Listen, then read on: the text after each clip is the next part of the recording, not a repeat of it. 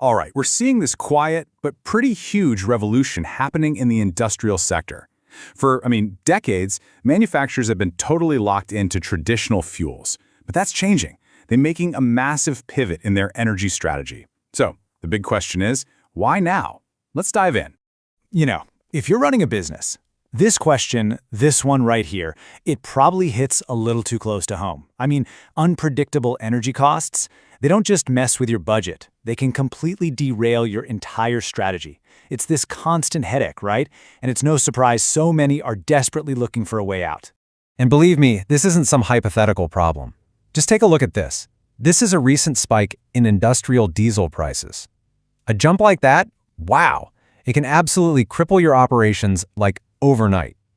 It really just perfectly illustrates that financial tightrope companies are forced to walk every single day when they're hooked on traditional fuels. So that brings us to our first big topic, what we're calling the fossil fuel squeeze. And honestly, it's the core problem that's driving this entire industrial pivot. But here's the thing that a lot of people miss. It's not just about the price you see at the pump. When your entire operation depends on fossil fuels, you're basically tying your business to the absolute chaos of global markets and, foreign exchange rates. It's a massive, high-stakes gamble. And frankly, a lot of companies are just deciding they're done playing that game. Okay, so if that's the problem, what's the solution? Well, the alternative that's gaining some serious traction is biomass energy. So what is it exactly? Well, to put it simply, biomass energy is just energy that comes from organic stuff. We're talking about things like agricultural leftovers, wood chips, other plant-based materials. And for industry, this is huge because it's used to generate all that high-intensity heat and steam that they absolutely need for their manufacturing processes. And when you put them side by side, the difference is, well, it's pretty stark. Look, fossil fuels are chained to these crazy volatile global markets. Biomass, on the other hand, it offers stability. And you might ask why? It's simple, really. The supply chain is local. That fact alone insulates a business from those wild global price shocks. And, hey, as a nice little bonus, it also massively cuts down on transport-related emissions.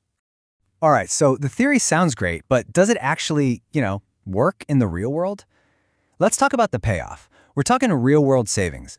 Let's take a look at a real company that did this.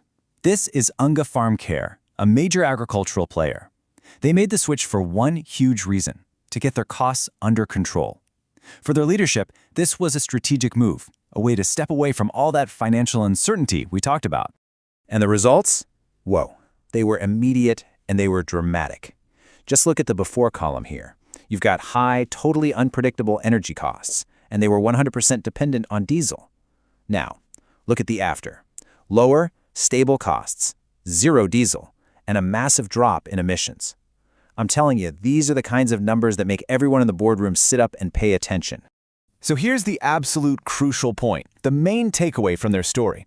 By completely eliminating their dependency on diesel, Unga Farm Care got what they were after: predictable, stable, and lower energy spending.